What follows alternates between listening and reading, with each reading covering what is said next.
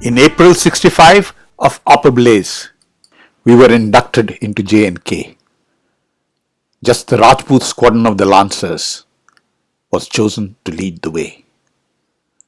Through the tedious ride on the Diamond T, along the Jammu Canal, across the Class 15 Akhnur Bridge, with the Chenab raging below, we drove across on a pitch black night and deployed before the morning glow. From Akhnur to Chhamb we were shuttled, from June till end July, in accordance with the nation's mood, till the start of the battle cry. But by then we were honed and ready to take on the enemy's strike. If it was war, we just wanted it over quick. It was playing on our psyche. But Bhaskar kept us good and ready with his briefings at every sunset. We knew the terrain and the tasking and were as ready as we could get.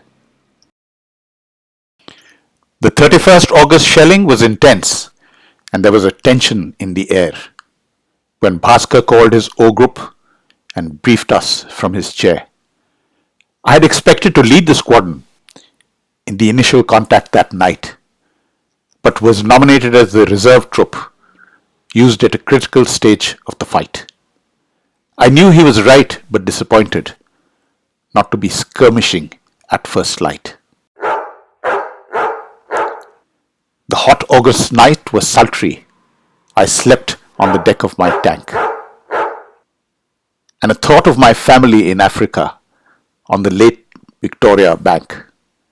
They were all secure and peaceful, and perhaps not even aware. All hell would break loose in India when we accepted the Pakistan dare. But in Kampala, they were safe and happy, at peace, and in God's care. Before first light, the shelling was horrific, and we took to the battlefield and moved to a line where our hull down tanks were not prepared to yield. From prepared positions we knew so well, we covered the vacant gaps, whilst the Sikh Helai positions on either side took care of our open flanks. The initial fighting was bitter. We listened in from Balial. 5 enemy Pathans destroyed on contact and Rasaldar Bhavar Singh killed. But the enemy just kept pushing ahead and the defensive gaps must be filled. Bhaskar gave us the orders for the cruise mount and we purposefully followed his tank till a message came on the brigade link and he summoned me onto his tank. The brigade headquarters is surrounded and you must get there really fast and break the stronghold of Pathans as the die is already cast. You reposition your troop at Sakrana, from where you give me a call. Remember, the headquarters must always be protected and never allowed to fall. I'm disappointed to miss the battle again, but I'm happy with my task. We had camped earlier in Sakrana and I know I can get there real fast.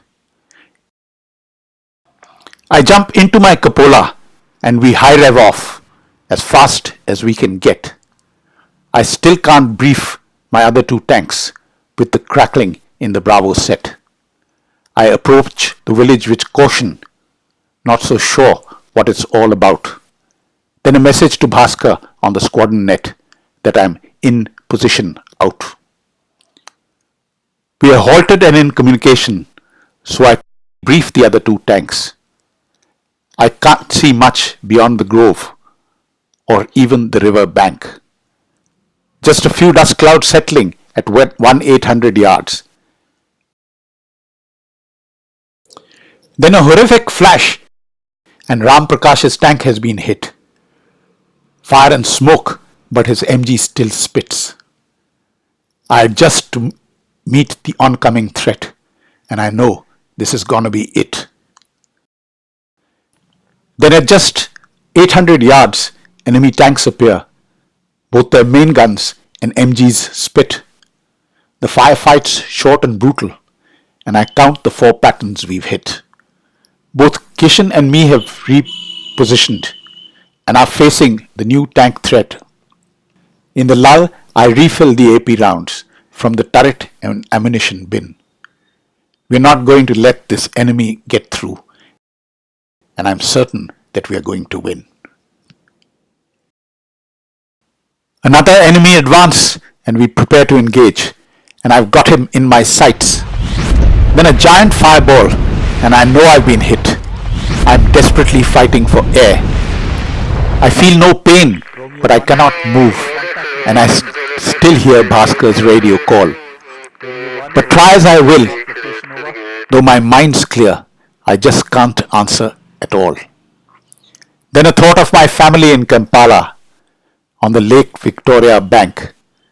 Thank God they are at peace afar, and I'm sure they'll understand that I was not destined to make it, but I fought hard for the motherland.